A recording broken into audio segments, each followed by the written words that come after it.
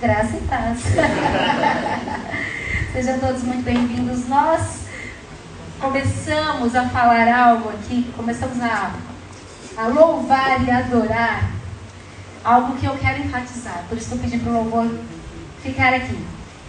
Nós dizemos, nós declaramos que uma nova história Deus tem para mim. Amém? Que um novo tempo Deus tem para mim. E tudo aquilo que perdido foi, ouvirei do Senhor. Te abençoarei.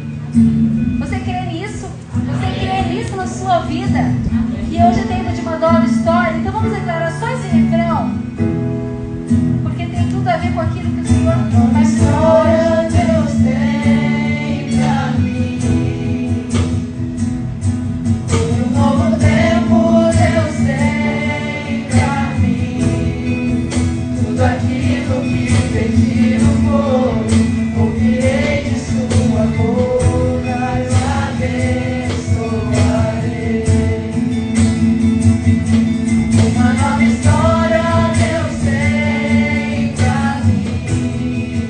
Profetiza isso sobre a sua vida. Um novo tempo Deus tem pra mim. Tudo que foi perdido Perdido é tempo de restituição. foi de sua boca É tempo de e bênção. abençoarei. Ele é o Senhor que abençoa. Obrigada, louvor. Ele é o Deus que abençoa. Às vezes nós colocamos o nosso Deus na nossa visão, reduzimos tanto o poder do nosso Deus. Coisas que são tão grandes para nós, são tão pequenas e rápidas para Ele. Ele faz coisas tão incríveis, grandes, e a nossa dor parece que toma conta da nossa visão, nos impede de enxergar quão grande é o nosso Deus. E Ele é um Deus de novas histórias. Ele é um Deus que muda as situações do dia para a noite. A palavra fala que o nosso choro pode durar uma noite, mas a alegria vem pela manhã. Mostra as histórias da saída de José do cárcere, porque só ele tinha aquilo que Deus colocou e pôde trazer uma resposta a um coração angustiado de um faraó. E Deus transforma a situação do dia para a noite. Eu sempre penso em José que ele não foi subindo de cargo, ele não foi de repente, ele desceu como filho amado, foi vendido, desceu como escravo, desceu como prisioneiro, mas o Senhor, a hora que Ele levanta, ninguém segura. A hora que chega o tempo, chega o momento, ninguém segura. Então, prepare-se para esse tempo. Não importa a situação, não importa as circunstâncias, aprenda a olhar para o seu Deus. É Ele que traz resposta, é Ele que muda situações, é Ele que transforma. Então está descendo.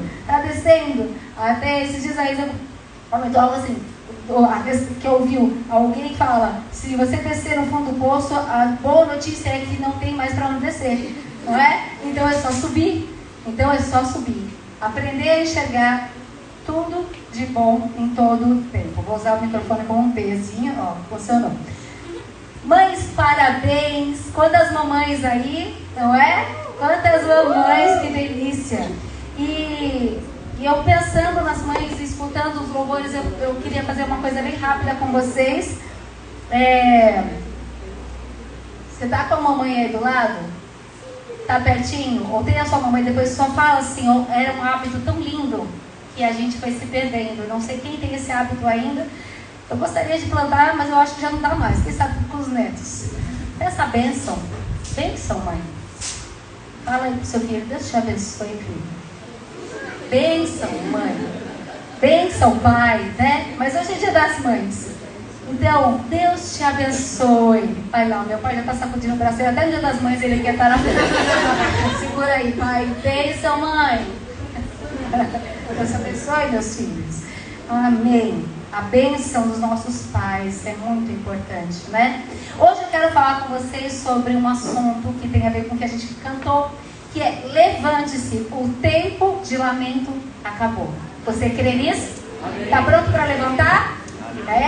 Amém, amém. Nós vamos falar um texto lá em 1 Samuel 30, mas antes de nós abrirmos e para que eu possa colocar, para que vocês entendam o contexto, eu vou trazer um pouquinho um pano de fundo, a história, tá bom? Voltar só um pouquinho na história. essa fase, essa história, esse trecho conta um momento de batalha em que Davi e os seus homens, eles são direcionados e eles vencem uma batalha. Mas antes disso, eu quero trazer uma visão. Davi, ele já tinha sido ungido como rei, né, como um rei sucessor de Saul. Só que ele ainda não era rei, muito pelo contrário. Davi estava sendo perseguido. Ele serviu por muito tempo Saul. Só que o coração de Saul se encheu de ira contra Davi, porque as pessoas cantavam e falavam: Saul matou milhões até tem o trecho exato, né? Saul matou milhares e Davi dezenas de milhares. E isso começou a inflamar o coração de Saul contra Davi. E Saul começou a perseguir Davi. E Davi, neste tempo de perseguição, e ele não queria tocar no ungido de Deus, mesmo que a unção já tivesse sido tirada, que o Senhor já tivesse removido, ele falou: eu não sou aquele que tocará em Saul. O respeito da autoridade, de saber que Deus tem o seu tempo certo, né, em todas as coisas. Só que Davi, o único lugar, e Deus, acredito que dá uma estratégia para ele sendo perseguido e não querendo tocar em Saul, causar nenhum mal, ele vai se refugiar no meio dos filisteus. Para quem não sabe, eu não lembro, os filisteus eram justamente os inimigos dos israelitas.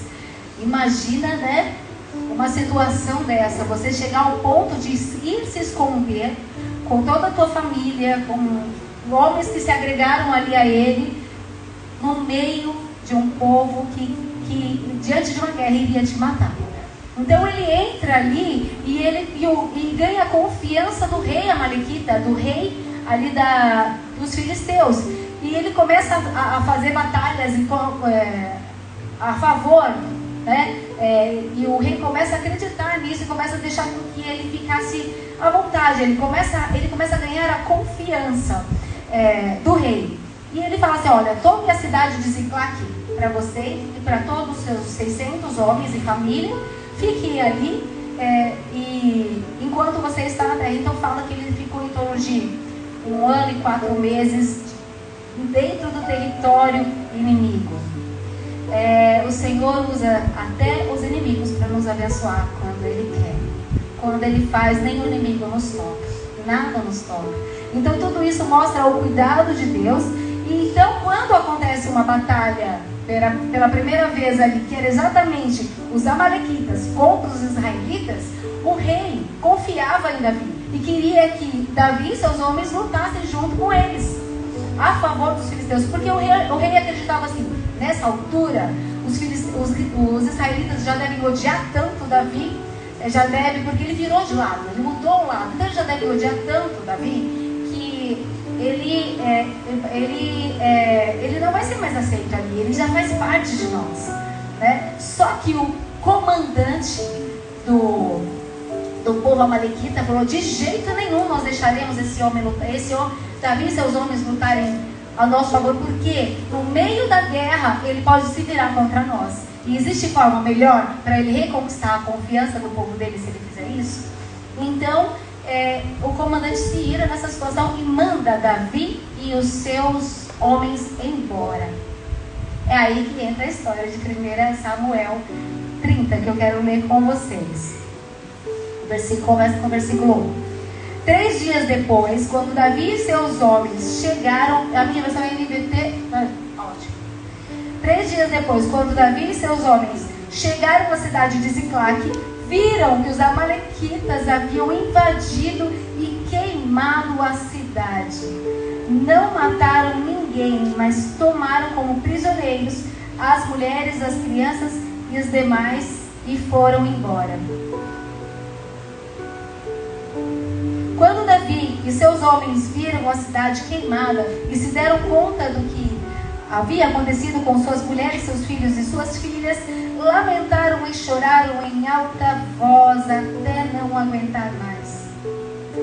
Mais para frente, diz assim no versículo 6: Davi ficou muito aflito, pois os homens estavam amargurados por terem perdido seus filhos e filhas e começaram a falar em apedrejá-lo. Mas Davi encontrou forças no Senhor, o seu Deus. Então disse ao sacerdote, mais para frente, diz assim no versículo 8: Davi perguntou ao Senhor: devo perseguir esse bando de saqueadores? Conseguirei apanhá-los? E o Senhor lhe respondeu: sim, vá atrás deles. Certamente conseguirá recuperar tudo que foi tomado de vocês. Certamente conseguirá recuperar tudo. Tudo. Desculpa, só corrigindo um erro, eu misturei amalequitas com filisteus, no início é contra os filisteus e a guerra aqui dos amalequitas, tá bom? Ambos inimigos do povo de Israel. Então, algumas lições que nós podemos aprender e tirar dessa situação. Imagina você, esses homens depois de serem dispensados, eles tiveram uma viagem de 3 dias. Estavam cansados, com certeza exaustos. Mas eles chegaram ali, a cidade deles, com certeza com saudade da família, dos filhos, da esposa. Mas eles encontram um cenário de destruição. Tudo eles aproveitaram, o inimigo aproveitou. Um momento de vulnerabilidade, um momento de sem proteção dos homens, dos guerreiros, para saquear, para queimar, para destruir a cidade e para levar o que mais importa, que foi a família deles embora. E quando esses homens viram que foi levado essas mulheres, os seus filhos, a palavra de Deus diz que eles lamentaram até não aguentar mais. Algumas lições que nós podemos aprender. Quando chega o ataque? Quando chega o ataque do inimigo contra a nossa vida? O ataque sempre será num ponto vulnerável. Sempre será nos nossos muros baixos. O ladrão, ele vem para roubar, matar e destruir. Mas ele também é covarde. Ele procura um momento vulnerável. Ele quer ter êxito naquilo que ele está fazendo. Ele procura as nossas brechas, por onde pode entrar. Então a primeira coisa que nós aprendemos aqui é que quando eles atacam a cidade que estava vulnerável, o Senhor também fala conosco: aonde é o seu ponto vulnerável? Aonde você não tem levantado guarda? Aonde você não tem protegido? Aonde estão os seus muros baixos? Nós precisamos conhecer os nossos muros baixos, porque o inimigo conhece. Ele sabe por onde entrar, e se a gente não saber disso e não buscar forças e reforço no Senhor para levantar esses muros, para aumentar essa proteção, o ataque virá nesses pontos.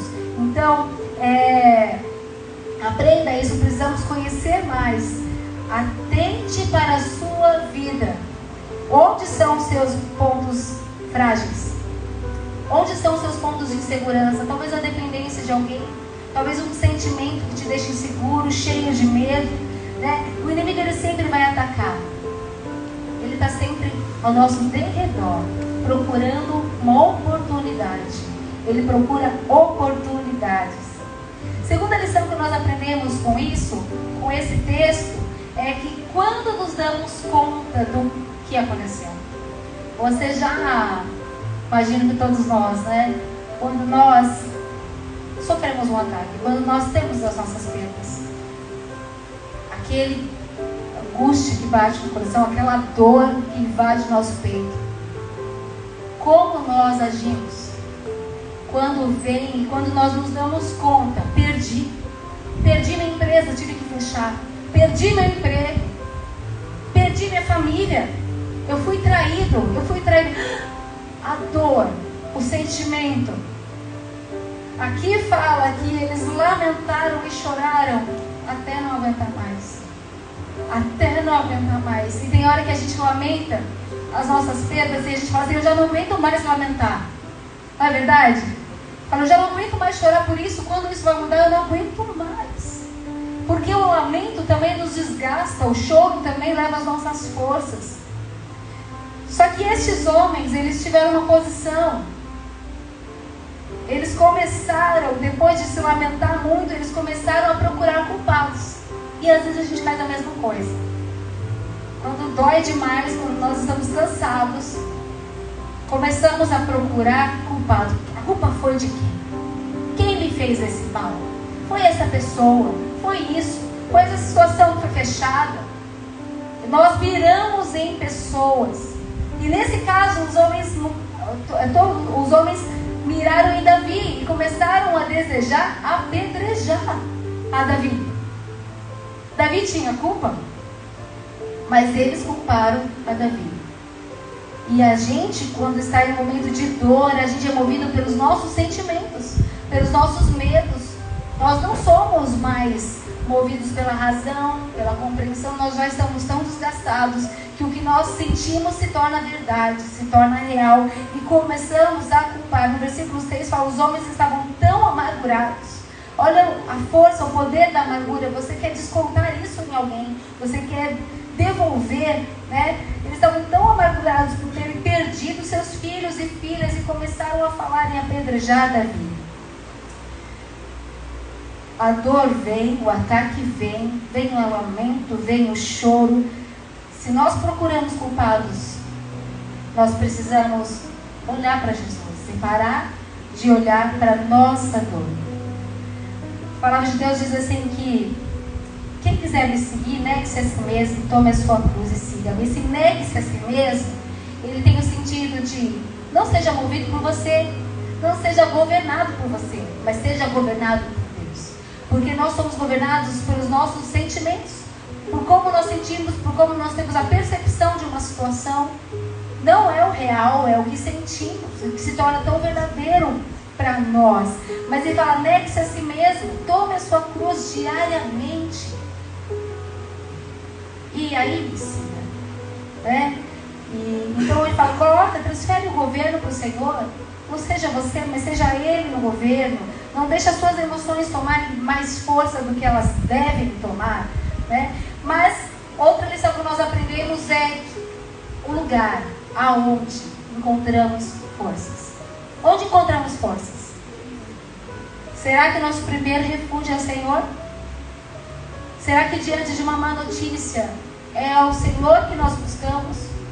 Onde encontramos as nossas forças? Nós temos que pensar, meditar, refletir, nos questionar. Será que quando minha porta de emprego fecha, eu vou rapidamente mandar meu currículo ou minhas informações para todas as pessoas que eu acho que podem me ajudar? Ou nós realmente iremos primeiro recorrer ao Senhor? Ou será que nós esgotamos o que temos que fazer, as nossas possibilidades? Aí a gente fala assim: Deus, já fiz tudo que podia, agora é com o Senhor. Ao invés de a gente fazer o contrário: Senhor, é com o Senhor. É com o Senhor. E a direção que o Senhor me der, eu vou fazer. A gente inverte porque a gente está com o coração tão amargurado, aflito, e a gente quer resolver. Quer resolver, e aí parece que fecha uma porta, fecha outra porta. Parece que você está descendo um pouco mais no poço. Você está indo um pouco mais fundo. E aí chega uma hora que você fala: Deus, eu não dou mais conta. E ele fala: que bom, agora busca força em mim. Busca força em mim. No versículo 6 também fala: Davi ficou muito aflito, porque exatamente os homens estavam amargurados e queriam apedrejá-lo. Mas Davi encontrou forças no Senhor, seu Deus. Davi encontrou forças no Senhor, seu Deus. A sua força não está em quem você conhece, não está em você se superar, não está... Tudo está no Senhor. Para você se tornar melhor, para você aprender, você precisa estar nele. A força vem dele, o ensino vem dele. E nós podemos pensar: quem é o meu Deus? Será que no momento de perda eu vou procurar, perdi financeiramente, será que eu preciso pagar umas contas? Será que rapidamente eu recorro ao Senhor, ou eu recorro a um banco, ao empréstimo, a alguém que possa me ajudar? Ou será que eu rapidamente recorro a um médico, ou eu busco remédios, medicações, para que eu possa suportar algumas coisas, antes de buscar ao Senhor, antes de buscar as forças nele?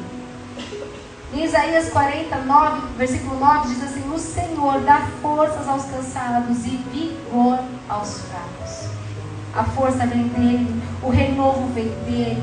Ele sabe que nós cansamos, ele sabe que nós fraquejamos, mas se nós buscarmos nele, nós seremos renovados. Ele diz: vinde a mim os cansados e sobrecarregados, que eu os aliviarei. Ele tem alívio para você, ele tem alívio para mim. A nossa função é: vinde a mim. Ele está falando: vem até mim, que eu tenho alívio. Vem até mim e busca, que eu tenho resposta. Eu estou pronto para fazer, para cuidar de você. E depois a próxima lição que nós aprendemos é: busque respostas em Deus, porque Ele responde. Ele te dá as direções do que ser feito. Versículo 8 diz assim: Davi perguntou ao Senhor: devo perseguir este bando de saqueadores?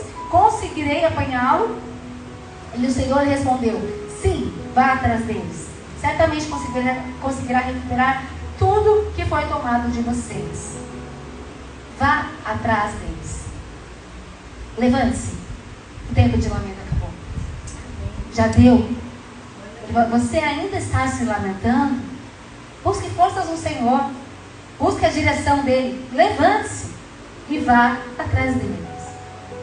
É essa a principal mensagem que o Senhor tem. Chega de lamento. Chega de buscar culpados. Chega de querer apedrejar pessoas. Chame por mim e eu te responderei. Olhe para mim, levante-se e siga. No Salmo 32, 8, vou ler a versão NA porque ela é mais... Diz assim: eu instruirei e lhe ensinarei o caminho que deve seguir. É Ele que nos mostra por onde ir. É Ele que nos mostra como fazer. E sob minhas vistas lhe darei conselho. Ele fala assim: é olho no olho. Olha para mim, que eu vou te guiar. Quando você vai perder, quando a gente fala assim: eu estou sem direção, para onde você está olhando? Porque o Senhor está te olhando o tempo todo. Então Ele fala: olha para mim, que olho no olho eu vou te direcionar. Eu vou te guiar. Eu vou te mostrar. Vai ali, é aqui. É como uma estrada, né? É como um caminho. As placas, elas aparecem conforme necessário. Não fica toda hora mostrando ou indicando aqui, aqui, aqui, né? Mas ó, tá próximo. Agora na próxima você vai virar tal lugar, você vai fazer. O Senhor nos indica o caminho. Mas é muito interessante que aqui no texto, Ele não indicou, Ele só falou: vá atrás deles. E eu fico imaginando a cabeça de Davi e dos seus homens. Tá bom, nós vamos atrás. Pessoal, se levanta, anima, reanime a força de vocês, porque o Senhor falou que nós iremos restaurar todas as coisas, que Ele vai trazer tudo, que Ele vai restaurar todas as coisas. Nossa, que bênção. O Senhor respondeu: não vamos. Mas a gente vai para onde? Para que lado será que eles foram? A gente não sabe a estratégia deles. Onde será que fica o acampamento deles? Será que alguns pensaram assim: vamos ficar um pouquinho mais para confirmar? Para Deus dar um passo 2, um 3? E aí eu vou ficar um pouco mais aqui esperando Deus agir no meu lamento, naquele ambiente de perda, de destruição, onde tudo foi queimado, onde o que importa foi levado. Eles não fizeram isso. Perceba que apenas o Senhor responde: vá atrás deles. Vá atrás, né? E eu lembro muito da questão de: não é porque você não sabe o que vai acontecer que você precisa ficar parado. Às vezes a gente tem tanto medo do futuro que a gente se prende, pensando no passado, pensando nas coisas, pensando em como, esperando mais alguma coisa. E o Senhor falou: vá atrás deles. Ele já deu a ordem, Ele já deu a palavra. Levante-se, chegou o tempo de lamento e agora você vai reconquistar aquilo que é para reconquistar. Porque a palavra dele é quem direciona. É interessante que em Noé, quando Deus fala para Noé: construa uma arca. Ele não imputou, Ele não colocou sobre as costas de Noé fazer chover, não é verdade? A responsabilidade da chuva era de quem? De Deus. A nossa responsabilidade é de construir a arca, de obedecer o Senhor e fazer aquilo que Ele mandou. Vá, no caminho eu vou te direcionar. Vá atrás, faça, construa a arca, porque a hora que ela estiver pronta, eu farei chover. A hora que a arca estiver pronta, eu farei chover. O Senhor fará chover. Amém? Amém? Amém? Então construa a arca, não desanime, não pare. Não pare pelo caminho, vá, caminhe, continue. Sabe, o que nos faz parar é o medo, é a insegurança. A palavra de Deus fala diversas vezes que o medo paralisa. O medo trava. O medo nos impede de prosseguir. E o Senhor está falando para que... Ele fala que Ele é o amor. Em 1 João Ele diz que o amor, o verdadeiro amor, lança fora todo medo. E Ele fala: confia em mim. O que nos impede muitas vezes é de confiar. É porque não confiamos, então paramos, deixamos de caminhar.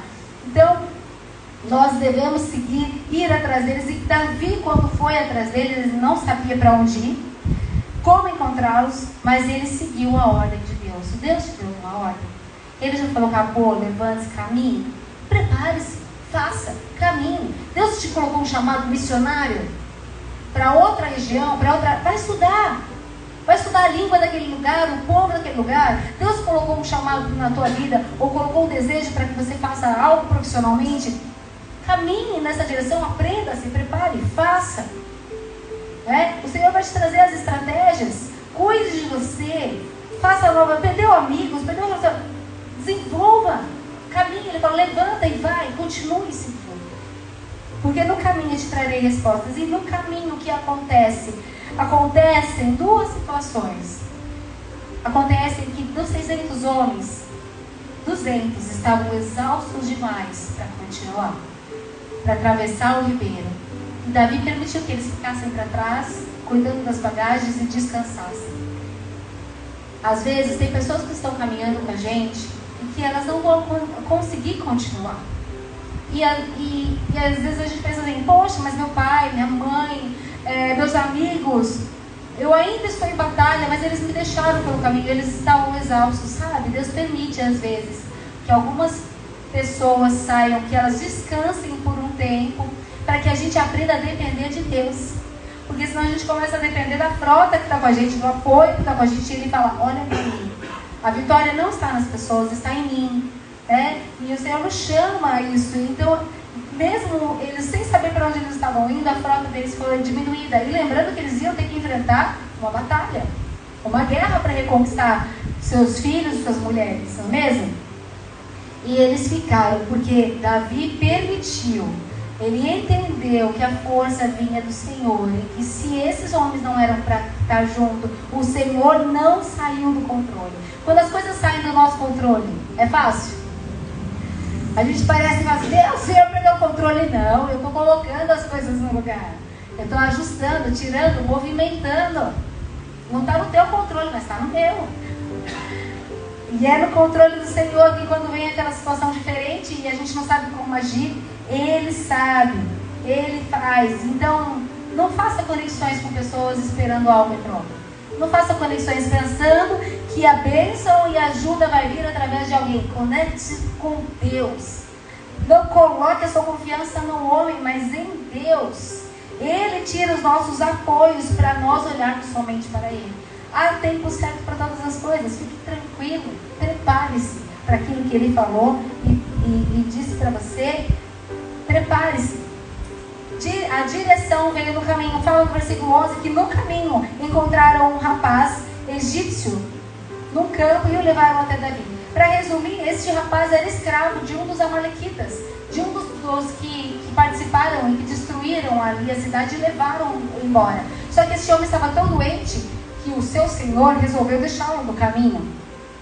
E o povo de Israel, os que estavam ali com Davi, encontraram este homem. E eles alimentaram este homem, cuidaram dele. E depois perguntaram, quem é você? Me conta a tua história. E ele fala a situação. E ele fala assim, você pode me levar até eles? Você conseguiria nos levar até os amalequitas? Ele falou, sim, mas vocês não vão me entregar de volta. Não. Eles fizeram ali um acordo. E no caminho o Senhor mostrou o lugar. Através de alguém que você achava, não, esse daí não pode resolver nada. É um escravo largado no beira do caminho do leite. Onde a gente acha que não pode vir nada, onde a gente menos espera. São pessoas que Deus usa porque Ele quer abençoar você, mas Ele também quer abençoar aquele que Ele te coloca no caminho. Ele quer que a gente olhe para o próximo, também na nossa caminhada. Não olhe só para a nossa dor, mas olhe para a dor do outro. Cuide, alimente, sustente também os outros. Porque senão a gente fica muito egoísta. É a minha dor, é a minha situação. E quando Davi encontrou os inimigos, fala no texto que eles festejaram, que eles estavam felizes, eles estavam em festa, desfrutando de todos os despojos, de toda a situação, considerando que eles eram vencedores. Mas fala que Davi e seus homens massacraram os inimigos e eles recuperaram tudo. No versículo 19 fala assim, não faltava coisa alguma, nem pequena, nem grande, nem filho, nem filha, nem qualquer outra coisa que havia sido tomada. Davi trouxe tudo de volta. Davi trouxe tudo de volta. O Senhor está te direcionando, confie, Ele vai trazer todas as coisas. Ele vai restituir, Ele vai te trazer coisas novas, Ele vai fazer aquilo que deseja do teu coração. Se ele te deu a direção, se Ele falou, levante, eu vou resetar, eu vou fazer, você está debaixo de uma ordem do Senhor, não olhe as circunstâncias, não se apavore, não fique parado esperando novas direções.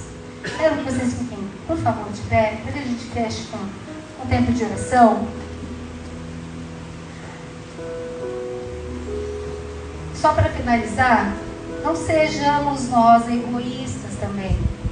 Quando fala daquela parte que os homens exaustos ficaram, quando eles conseguem a vitória, eles pegam tudo, alguns dizem assim, não vamos repartir com eles não, porque eles não lutaram com a gente.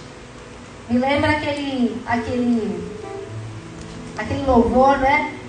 E quando a vitória sabor de mel, minha vitória tem sabor de mel, e aquele, né, que me viu passar a prova e não me ajudou, vai se arrepender. Não, eles não vão se arrepender. Porque nosso coração precisa ser doador. Nosso coração precisa ser aquele que abençoa. Porque Davi fez assim, ele não reconheceu que os despojos eram dele, mas ele falou, foi o Senhor. Então o que vem do Senhor, a gente reparte, a gente divide, porque eles estavam cansados. E há pessoas, às vezes a gente guarda rancor, a gente fica com o coração pesado contra pessoas que pararam no caminho, que não nos acompanharam. E achar, não, ele não merece nada de volta, merece. Existe restauração, as pessoas também cansam, nós também cansamos. Então, no versículo 23 ele fala assim, não sejamos egoístas com aquilo que o Senhor nos deu, vamos repartir, vamos ir além. Você está pronto para se levantar? Para encerrar tempo de lamento? Para viver aquilo que o Senhor tem? Por fé, por confiança no Senhor? Feche seus olhos, vamos orar? Senhor Deus e Pai, em nome de Jesus, nós te agradecemos pela Tua palavra de direção, pelo Teu confronto, e quantas vezes nós esquecemos quem é o nosso Deus. Nós perdemos a noção e a dimensão do quão poderoso Tu és, e nós focamos tantas vezes nas nossas dores. Elas se tornam tão maiores do que elas são. Mas o Senhor é um Deus maior que todas as coisas. O Senhor é um Deus que traz restauração, traz mudança. O Senhor é um Deus fiel com a Tua palavra. Se o Senhor fala, o Senhor cumpre. Então, Pai, nós declaramos, em nome do Senhor Jesus, nós declaramos, Pai, fé naquilo que o Senhor falou.